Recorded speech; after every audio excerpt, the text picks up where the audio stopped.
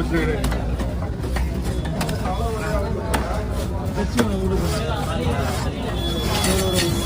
இதெல்லாம் உறக்கிறதுங்க நல்லா தான் இருக்கா. ரொம்ப நீட்டாக பண்ண முடியாது. ஏன்னா ரொம்ப